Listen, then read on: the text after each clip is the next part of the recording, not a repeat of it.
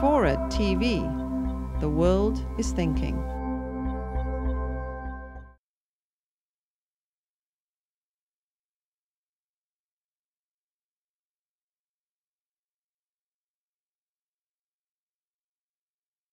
Now let's talk a little bit about the formal subject of my presentation. The French system of laissez-faire secularism promotes assimilation and discourages religious and ethnic identification. British multiculturalism, to some extent emulated in Scandinavia, Germany, and the Netherlands, is characterized by the reluctance to assert the superiority of local, British values over other values. This live and let live attitude has fostered separate communities. The political Islamists, led by the Muslim Brotherhood, applaud this phenomenon because it creates the possibility of millets within states, states within states, developing in which Islamic law, what I call creeping Shariaization, can take over neighborhoods and even cities where Muslim people dominate. You already have, as I understand it, in the city schools of Antwerp, halal and no co-ed swimming. You pretty much have the schools adopting the Muslim discourse on these cultural issues. With demographics working in their favor, this push-pull effect, the push of demographics and the pull of Muslim Brotherhood ideology, etc., is leading to separate communities that will be difficult to reverse despite the best mind drafting papers on social cohesion and the like. The one factor in Britain's favor is that the economic disparity between Muslims and non-Muslims is far less than in France. You alluded to that in your opening remarks. Where in France you have the North Africans living in ghettos around the cities. The proper word is banlieue, but I can't pronounce it well, so I use the word ghettos. But there is a high degree of unemployment and gang-like behavior that Britain has not experienced. Now I have 5 words to describe the French legal system, which I think is one of the most efficient in handling in counterterrorism. WDDSJ, words: detention, deportation, surveillance, and the judiciary. When it comes to combating extremism, the French have the toughest legal regime, from the outlawing of words and speech that promote hatred, to the ability to remove troublemakers from the streets and keep them in preventive detention, more or less indefinitely, to the ease at deporting imams and extremists, some holding French passports, to more extensive surveillance techniques, wiretapping and the like, and finally to a specialized judiciary branch for terrorism with judges that act in some ways as prosecutors.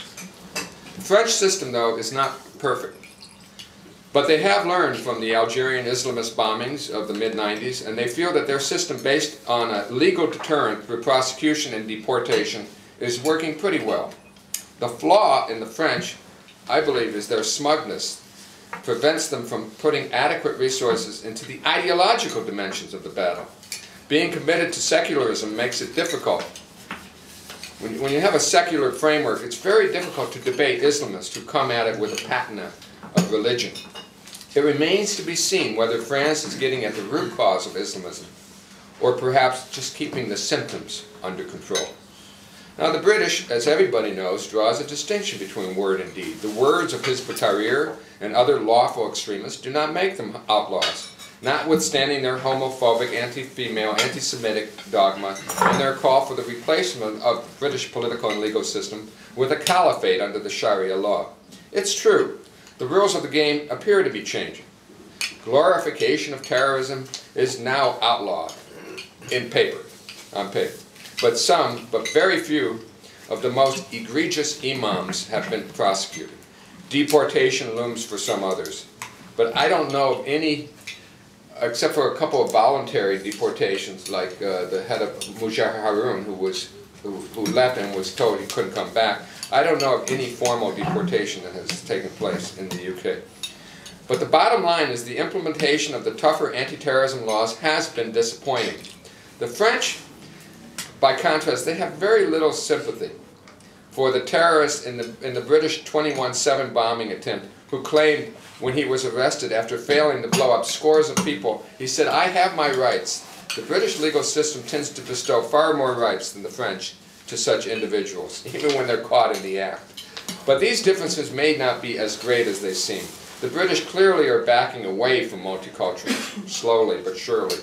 Faith schools, for instance, will find support difficult if they promote separation, and their texts will be scrupulously monitored in that British nanny style.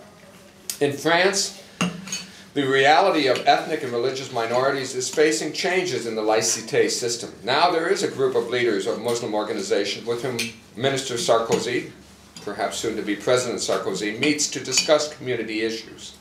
Is such a Muslim organization enabling the government to set clear demarcation between public and private sphere, as it does with the church, as it does with the organized Jewish community called the Krift?